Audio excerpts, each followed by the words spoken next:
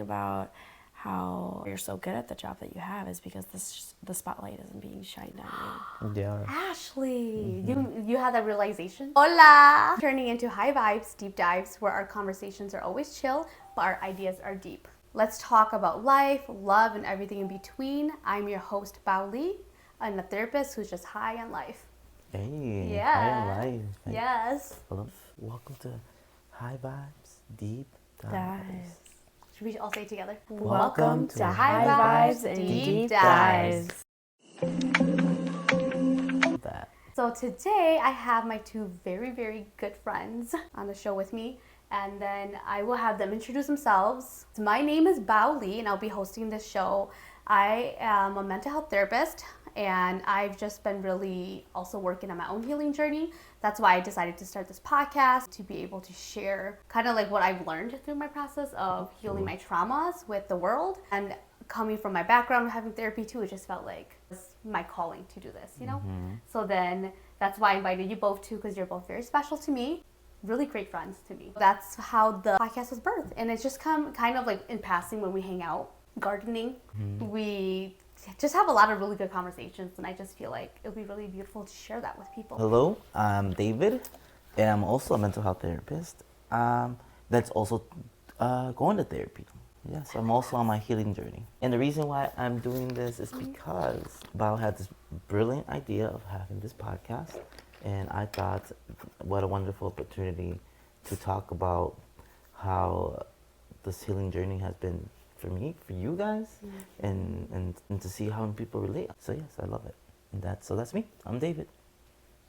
Nice to meet you, David. I'm Ashley. I'm also a mental health. No, I'm just kidding. I'm a registered nurse. I work here in Minneapolis, and the PACU at my hospital. These are my friends, and Bao had this brilliant idea to do a podcast, and you know, all of us already connect on such a deep level. I was actually thinking about this recently. I feel like David and I have connected on a deep level, you and I have connected on a deep level, but it was only recently that we all three together started connecting on a deeper level. I realized that all three of us were like in the helping field. Like we help heal people spiritually, and Ashley helps heal people physically. Be vulnerable, not just one person, but multiple in a group. And it's so healing. Yeah, and it's like supportive and also You feel helpful. so supported. Yes. Yeah. Because like you guys have such, I mean, you guys as your like with your mental health therapist backgrounds, I mean, I feel like I have what else could I need in my life? I'm also going to therapy, but these two are my on-call therapist. Yeah, you know how they say 24/7 minus my 1 hour with Elena every week? They're my therapist. Elena, shout out. Love you. Met through David. Yeah. The common denominator. Oh yeah.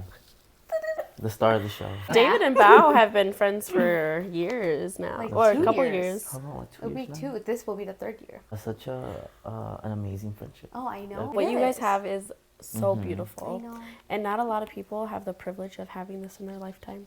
That's true. That's so true. But some people have the privilege of multiple. Right. Multiple connections. Like deep like Just this. like with Ashley.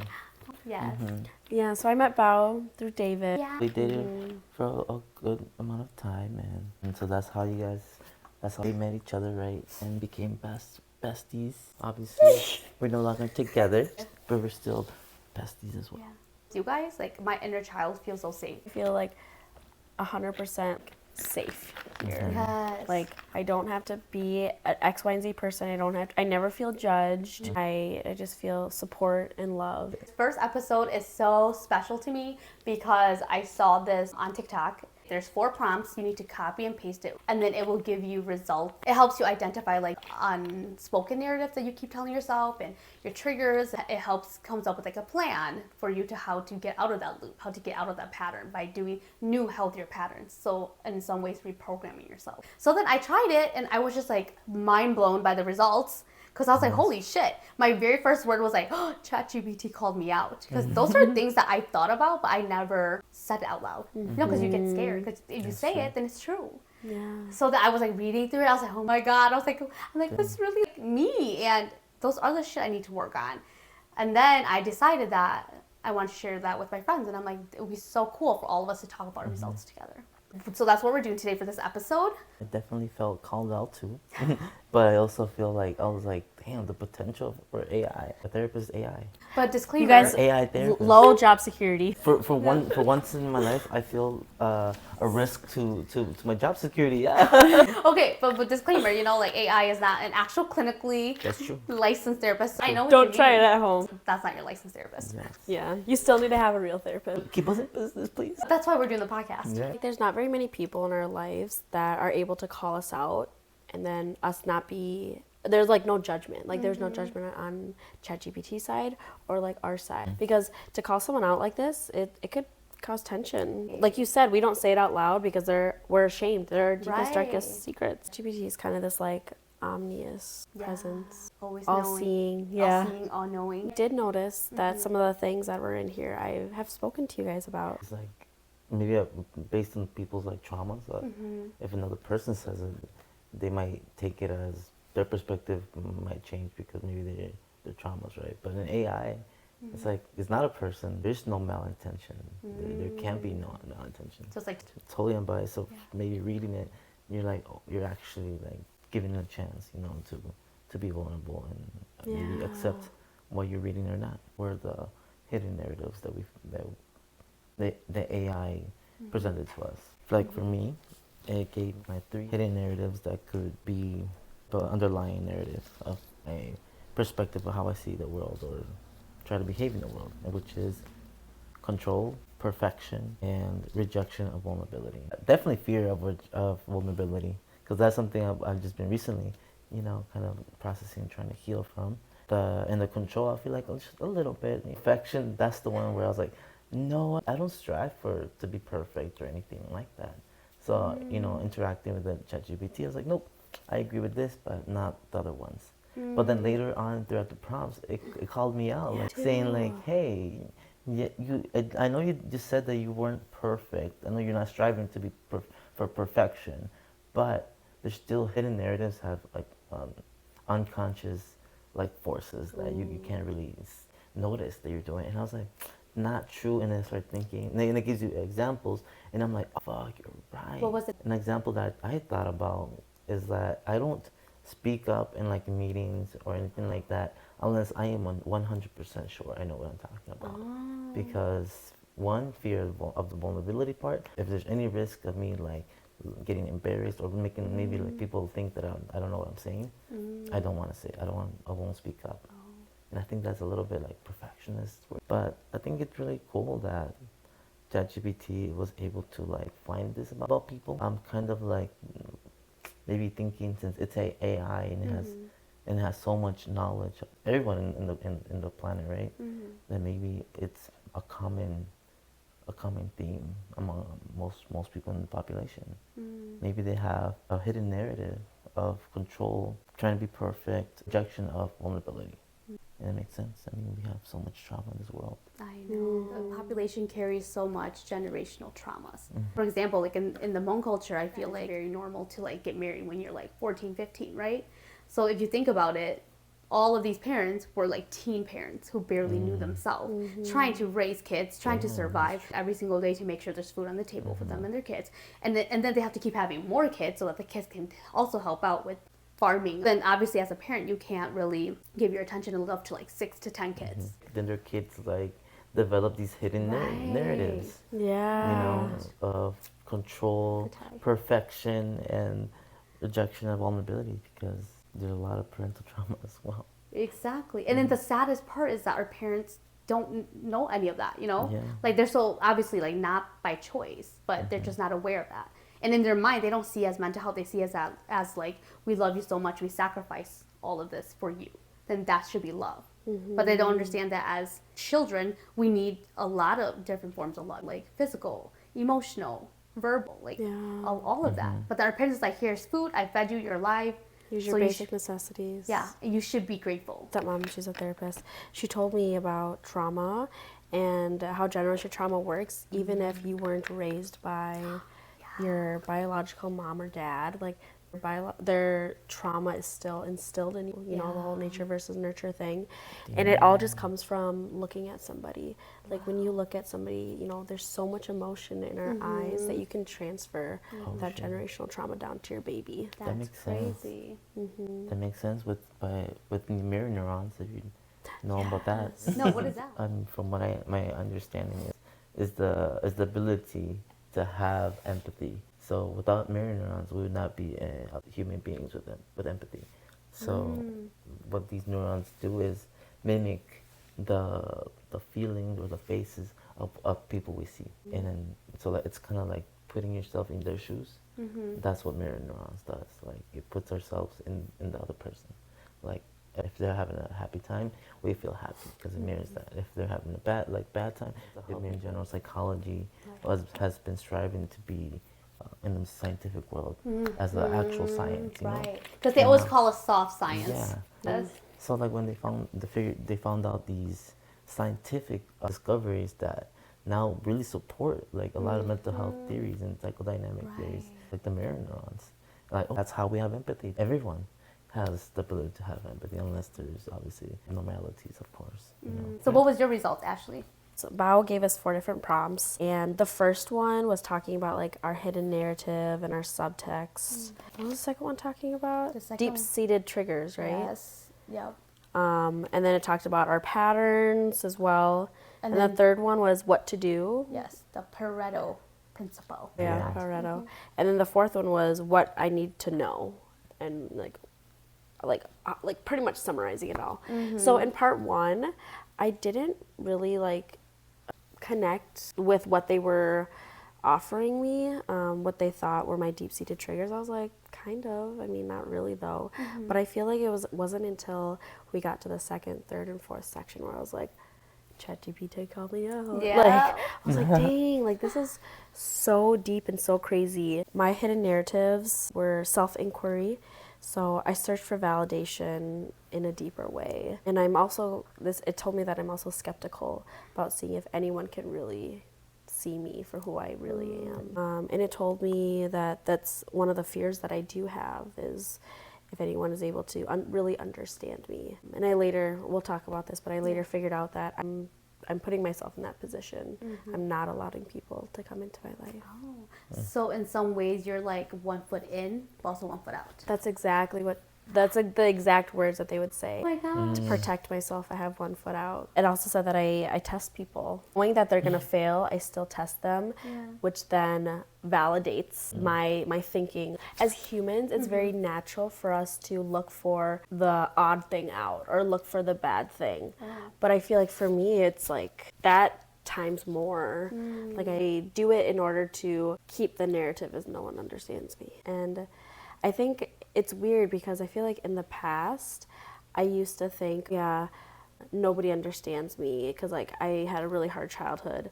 And then I went to the total polar opposite to be like, I'm the way I am because of my traumas. So I feel like now I've started to accept why I am the way I am rather than using my childhood as an excuse. I'm like, no, it's not an excuse. It's actually a real reason why I am the way I am. But that doesn't mean I can't do things to help heal that, like going to therapy and having, deep talks where we have realizations. Ooh, it sounds like you had some great insights about yourself. Thanks to ChatGPT. Yeah. Thanks, ChatGPT. She's amazing. She sure is. When I read this, I was like, oh my gosh.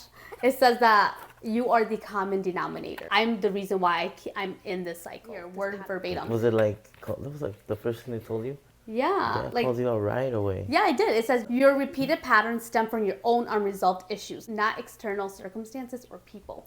Interesting. I was like, oh, mind blown. And then, oh my gosh, this one. You are addicted to pain. Oof. Oh my God, you've told me this before. You're like, Masochist. Shut oh, she meant.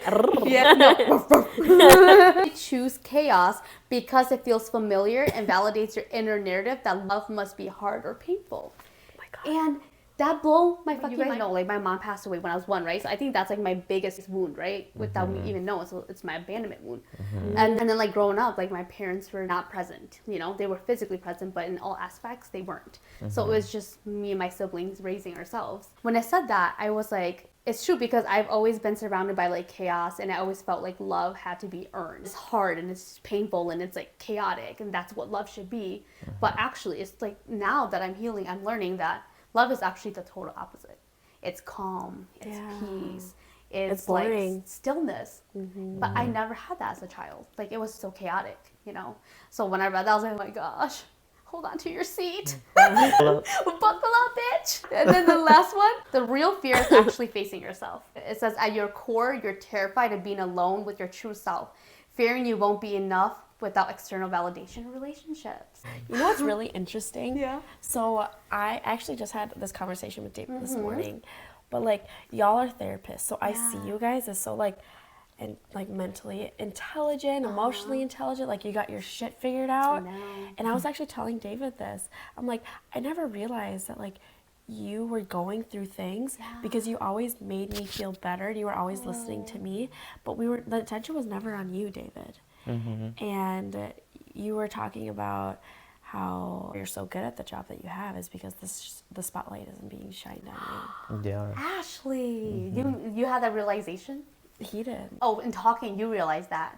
Yeah, basically, yeah. And that's that fear of vulnerability. Like, it's really, I guess it's so deep rooted because of what childhood and like, I try to do anything and everything to avoid being in that spotlight, because then that means you have to be vulnerable. And vulnerable, it sounds hella scary. And it's so unconscious and so automatic. I feel like I can't control it.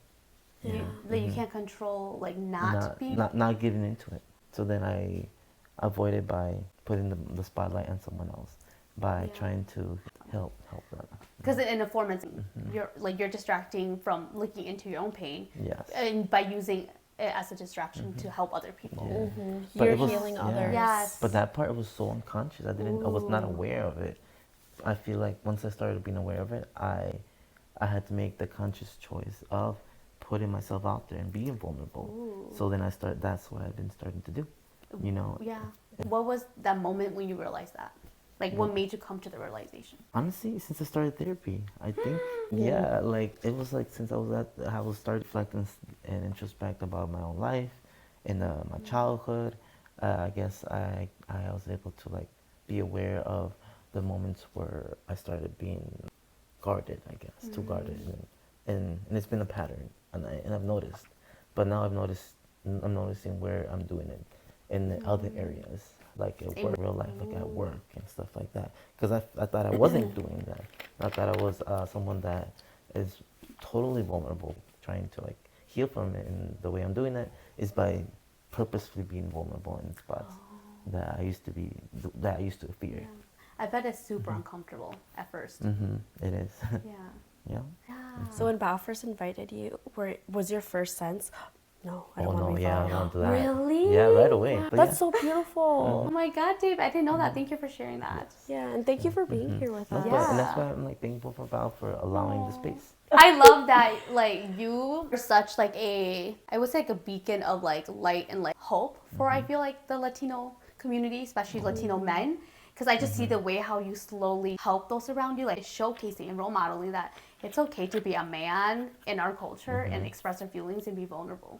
Like that doesn't make you less of a man. It makes you an even better man. They can stronger coexist. A stronger, yes. Yes. Yes. Because a real man is not afraid of feelings. And feelings don't make you weak. Like society has imprinted that in us, you know, that emotions equate weakness. David, thanks for sharing that. Yeah. And so like I brought that up because like this is the same exact example. You are so busy healing others and you are so good at it that this is now calling you out, saying, Bao, I know. look deep inside yourself. Really intentional about like my healing journey this past year and this in forward, you know.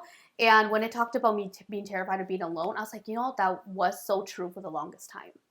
Like it was only really ever since last year when I really was forced to like be alone because I moved out to Minnesota. I'm living on my own. I went through like a breakup too, and I really had to be alone for like the first time in my life because I was always in relationship, filling that void. But then last year I was like, holy shit, I can't keep going like that. Like I'm gonna run out of gas. I'm not even gonna get to see what my future holds because I'll just be so exhausted from constantly chasing that external validation to make me feel whole. When I am the whole reason why I feel whole is me. Yes. My home is me. So when I read that, I was like shocked because I'm like, that's true. But I'm like, but now I worked on that. You're the most permanent thing in your life. You're the only constant thing. Mm-hmm. Yeah. That's true. That's why like self-love is just so real. Yeah, sometimes it's hard in the moment to see why things happen, but maybe you needed that because you needed that time to be by yourself. I know. It's made you into the beautiful woman you are right now. Well, the second prompt asks for an honest analysis of your patterns, identifying what to stop and what to adapt for growth. It uses the Pareto 80-20 analysis to focus on what benefit you most and what harms you. So then I'm just going to introduce what the Pareto principle is. It is a concept that in many situations, 80% of your results come from just 20% of your efforts. It was named after Alfredo Pareto, an Italian economist who observed that 20% of the population owned 80% of the land. And over time, this principle has been applied to many areas of life, showing that the same imbalance often exists in other things like work, relationships, and even personal habits. ChatGPT was able to give us the Pareto 80-20 rule on what we could do to get out of this pattern, these loops, reprogram ourselves to function in healthier ways. So this is the what you can do, right? As we know, I have improved on is being emotionally vulnerable. So the first tactic to do this is the key to breaking the cycle of isolation and perfectionism. The more you allow yourself to be vulnerable, the more you invite genuine connection and growth into your life. So I was like, ooh, okay. I mean, yes, I mean, that totally makes sense.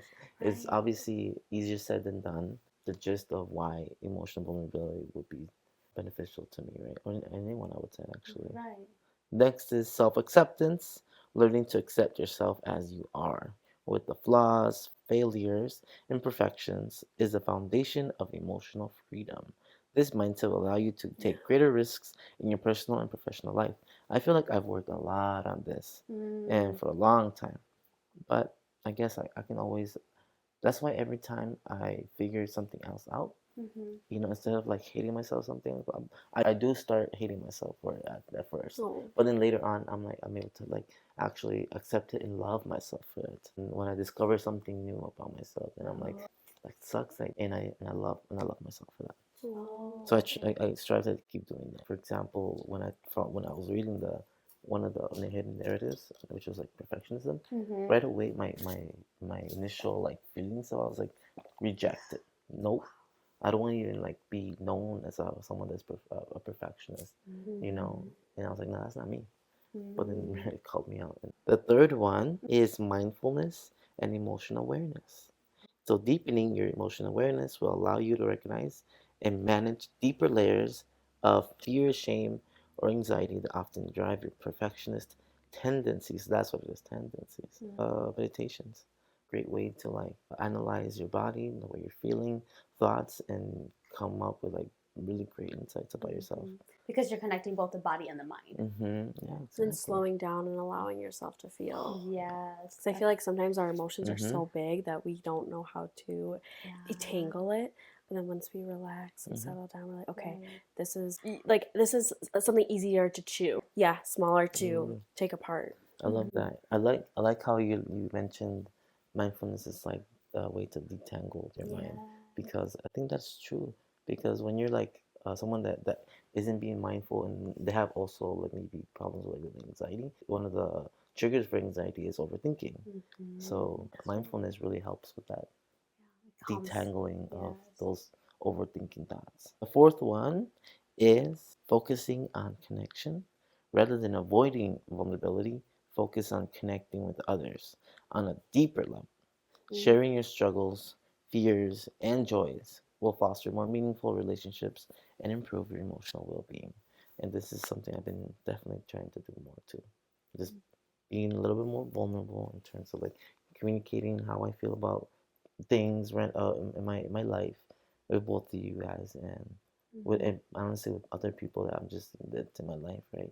My life, with both of you guys and and honestly with other people that I'm just that's in my life, right? We just had a conversation about this. Which I told David, I was like, David, I've been noticing that you've been more vulnerable with me. And he shared with me this specific thing that he shared with me that was vulnerable. And I was like, you would have never told me that like a couple months ago. He was like, yeah.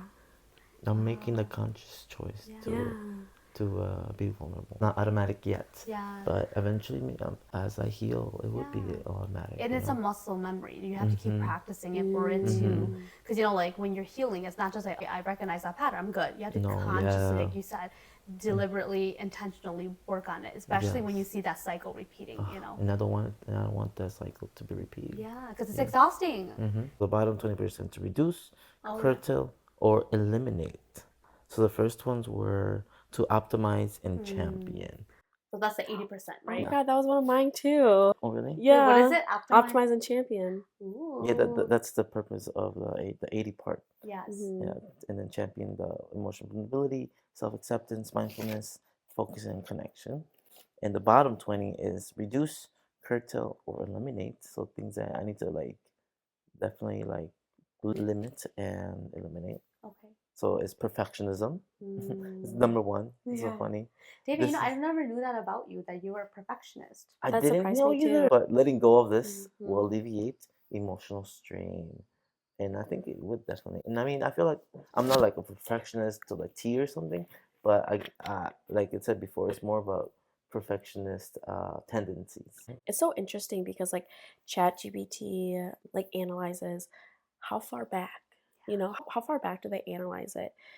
Because we're such different people than 6 months ago, a year ago, 5 years Because ago. we're always evolving. Yeah. So it's like I feel like while you're reading this, and I kind of noticed this too, is that I have been aware of this and I have been working on it, and then I'm able to see how far I've gotten. Yes. And I think that's That's one of the beautiful true. things because Yes. they may be analyzing my question based off something 3 years ago. Right. And I've also analyzed it and I've healed from it and I've processed it and now I'm here. So I think I did notice like some of these things did apply to me. They still do apply to me now, but they apply to me a lot less because I've healed from it. Sorry to interrupt you. No. I was like, gosh. The other one is fear of rejection. While it's natural to fear rejection, this fear often causes you to distance yourself from others, which leads to isolation. The more you feed this fear, the more you trap yourself in a cycle of avoidance. And that's something it's so ingrained and so unconscious that I do that. Sometimes it's hard to change because it's that fear of rejection and I can't control it. Is it saying that you are avoidant because you fear rejection, so you avoid it, so it's like this constant cycle? I mean, yes, but also it's also I think it's in general, fear of this rejection in many situations in general, which obviously I would say influences these other contexts in my life, in my work, my relationships, friendships. So something to work on. So yeah, that is the 80-20. Okay. What about you, Ashley? I'm interested to hear yours. Oh, okay. Well, don't have to tell me twice. Just kidding. Well, the what you should be doing. So that's the 80 part. Yeah. And then it says go cold turkey on chaos. So pretty much Cold turkey. Yeah. Dang. So pretty much like just cut off, no contact. Like don't need to go back to. In the next one, it says stop over explaining. It says trust your decisions and stop seeking validation by explaining your feelings or boundaries. Can you do that? I do. So before I'm going to make a decision, I process it with so many people. I process with you with until when I could just trust my own decision, my own intuition. Other one was embrace emotional discomfort. So stay in calm, healthy situations even when they feel unfamiliar or boring. It's only recently that I've been able to just sit in my apartment in silence and I feel okay. Because before I used to always have to have music on, movie on, or something, listening to something. But then now I can literally sit in silence. Like the other day, Linda came over and we're both, what were we doing? We're cooking or something. And she's like, can we have some music on or something? It's so quiet here. I was like, oh, I didn't even notice, because I've gotten used to the peace of living alone and just kind of cutting off a lot of stuff that, that aren't healthy for me. Really focusing this year on being able to sit with peace, feel peace. That's what everyone strives for, is to feel at peace with yourself. Yeah, I just feel really good, like feel at home, Yeah. And then the last one is like radical accountability. Take full responsibility for your patterns and commit to doing the hard work of change. I agree, I need to do. Sometimes I talk myself out of it, I don't know if you guys do that like too, but Sometimes. yeah, it's like I know I shouldn't do this, but I feel like it's kind of like how we give ourselves like maybe grace, because we're not really trying to judge others, so we're not trying to judge ourselves. But we maybe use that sometimes to justify it's that radical accountability. That's why like this year when my friend Shane was like, what is one word that you guys want to describe like what you're working on this year? And for me, I said discipline, because that's what radical accountability is, right? Like being able to stay disciplined even when I don't want to. I too recently that like self-discipline isn't punishment. It's actually the biggest form of self-love.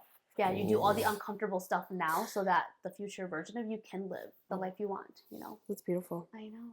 So then when I heard that, I was like, yeah, I'm like, why do I keep looking at self-discipline as a form of punishment when it's not? And this one is like the stuff that I should stop doing is I'll see what happens. Like that mentality of like, well, just go with the flow. Because this is indecision is a trap. Be decisive and act. Damn. I'm like, Yeah, that is so true though. I know. And I'm like, I am like that. I was like, oh, I'm living the moment. I will see where things go. Because your indecision is a trap.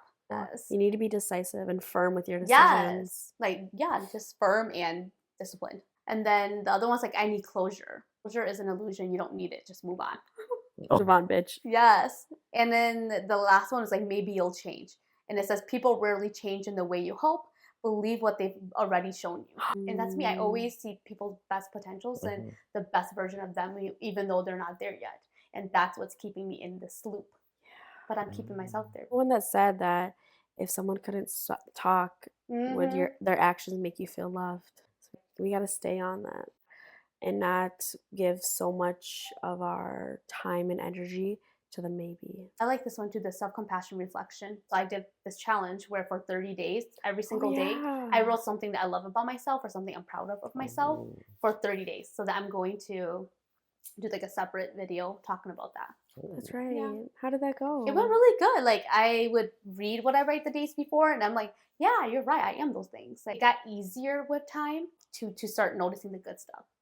Because at first when you do it, you're kind of like, am I being full of myself? But it's not. It's like you're really shedding light on like all of the good parts of you. I need to do self-dating and therapy, which I'm already in therapy. And then affirm stability. So use affirmation to normalize healthy, calm love and reinforcement patterns.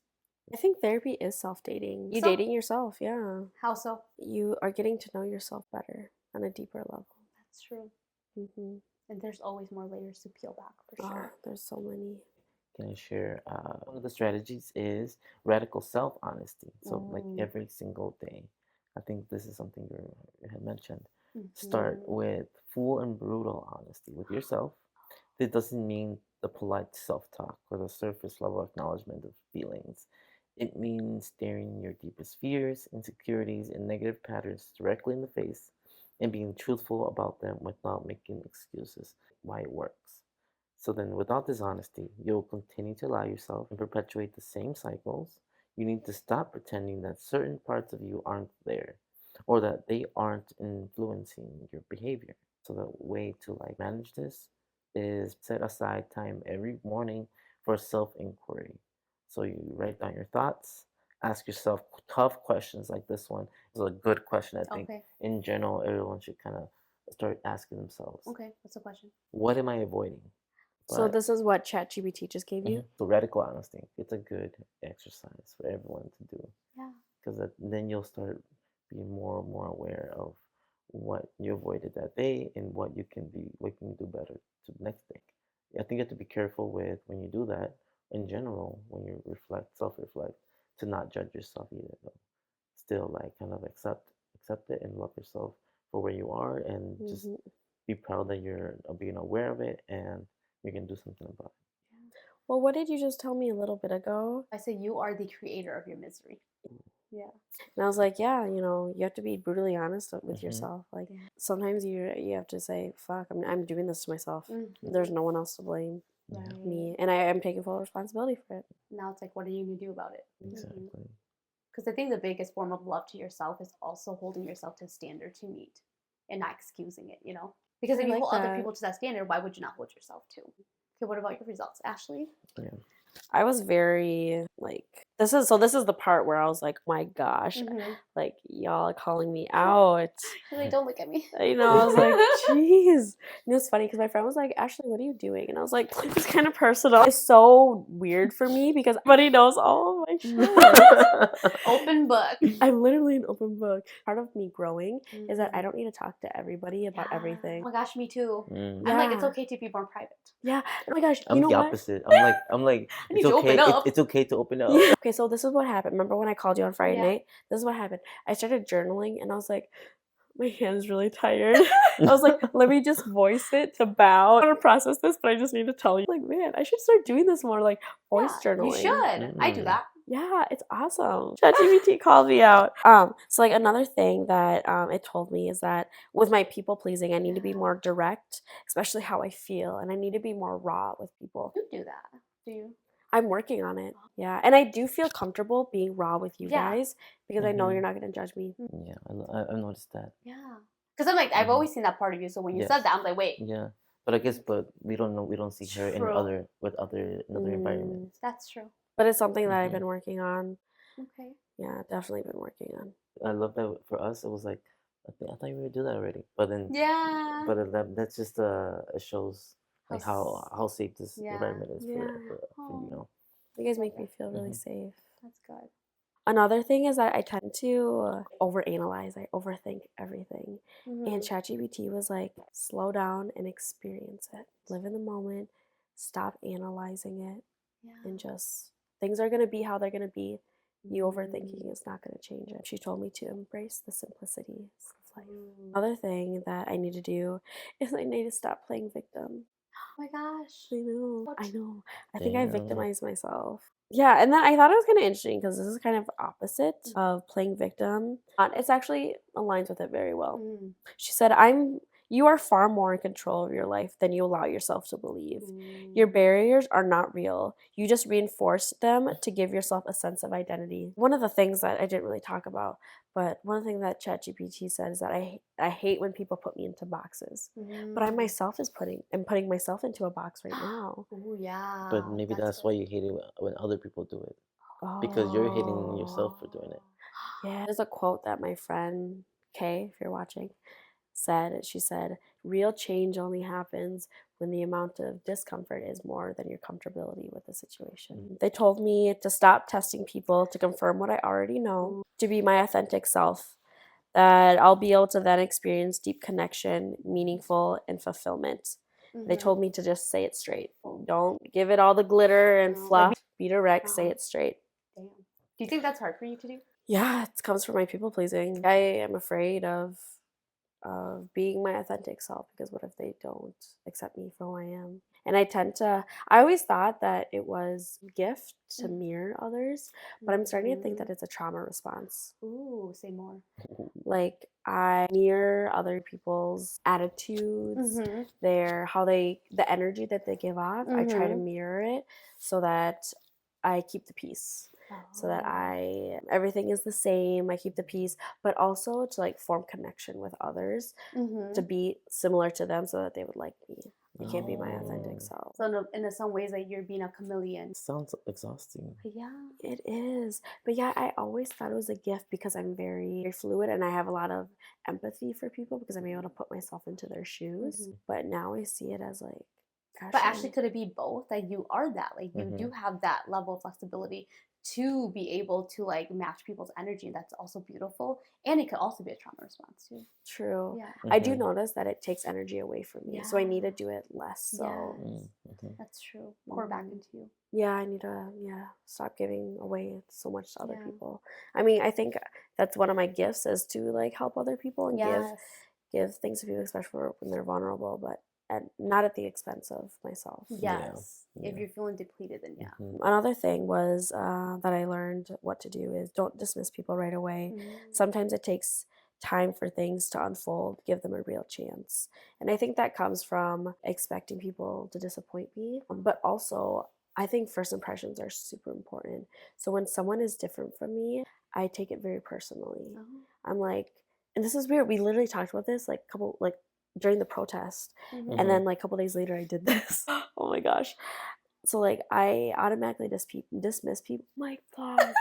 Squirrel. I just had a realization. Okay, so I dismiss people right away when they're different than me. It's because I'm so used to myself being mirroring the person that I'm with to people please them, to make them feel good, so that when people don't do it to me, because they're not giving what I would give them, which is me mirroring you to people please you. And I'm not getting that from you because they're being their authentic self. They're not trying to be somebody else for me. They're just being their self. But if you're not like me, like very outgoing and very like hard on your sleeve, I see it as like, like wait, like are they fake or are they real? Yeah, and also like you're not someone I want to be around. I can't just accept people for who they are. I need to start practicing that. Because I'm trying to be authentic with myself. So why would I judge somebody, or why would I dismiss someone for being their own authentic self? Exactly. That's a beautiful realization. Oh my God. And you got there by ChatGPT. Yeah. What a great practice this is. Like practice for life of just like us as friends coming together and talking about and like creating a safe space. Like I feel like we always create a space, but this is like a designated time to get real and to get uncomfortable and be vulnerable with each other. Exactly. And you can only grow when there's discomfort. Perfectly for us to conclude with that note, we'll love for all our viewers and listeners to also do this. So I will be posting the actual word by word that you can copy and paste into ChatGPT and get your own results. And I would encourage everybody to have all their loved ones do it and then talk about your results. Like, it's just so beautiful. It is. I think Ashley mentioned that you liked that ChatGPT was able to give us actual concrete plan and how to like reprogram ourselves. Yes. It didn't just say, these are the things wrong with you. Good luck. It said, this is what you need to know. This is what you need to do. Yes. Here's my advice. Take it or leave it. That being said, thank you so much for joining us on this first episode drop. And I just want to remind everybody, keep your vibes high and your thoughts deep. And don't be rude and subscribe.